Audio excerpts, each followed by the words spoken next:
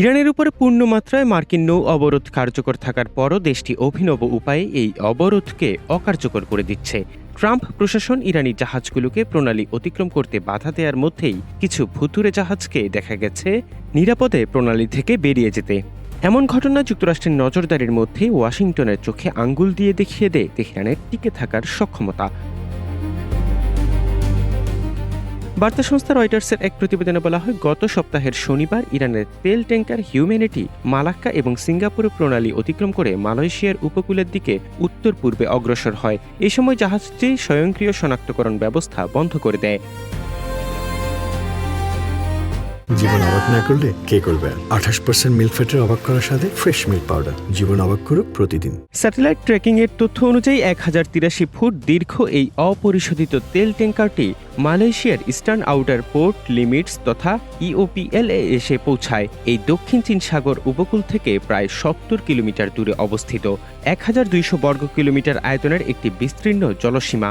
সামুদ্রিক নিরাপত্তা বিশেষজ্ঞদের মতে হিউম্যানিটি জাহাজটি সম্ভবত একটি মধ্যস্থতাকারী জাহাজের কাছে শিপ টু শিপ স্থানান্তরের মাধ্যমে ইরানের তেল খালাস করার প্রস্তুতি নিচ্ছিল।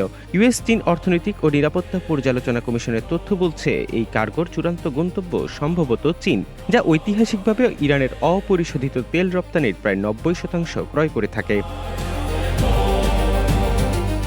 বিশ্লেষকদের মতে গত কয়েক দশক ধরে ইওপিএল অঞ্চলটি নিষেধাজ্ঞা কবলিত ইরানি, রাশিয়ান ও ভেনেজুয়েলার তেলের একটি অনানুষ্ঠানিক বাজার হিসেবে কাজ করে আসছে। স্যাটেলাইট ডাটার তথ্য বলছে, ইরানি বন্দরগুলিতে মার্কিন নৌ অবরোধ সত্ত্বেও ইউওপিএল এর কার্যক্রম অব্যাহত রয়েছে। সামুদ্রিক নিরাপত্তা বিশেষজ্ঞ চার্লি ব্রাউন বলেন, মালয়েশিয়ার ইওপিএল এলাকায় নোঙ্গর অঞ্চলটি আগের মতোই ব্যস্ত রয়েছে। যে কোনো দিন ওই এলাকায় 200টির মতো জাহাজ নোঙ্গর করে থাকতে পারে, যার অর্ধেকই সম্ভবত ইরানের সাথে সম্পর্কিত। গত এক মাসে 18টি ইরানি ট্যাঙ্কার ইওপিএল এ পৌঁছানোর পর উধাও হয়ে গেছে। ডোর নামের আরেকটি তেল ট্যাঙ্কারকে বৃহস্পতিবার মালাক্কা প্রণালী হয়ে মধ্যপ্রাচ্যের দিকে যাত্রা করেছে।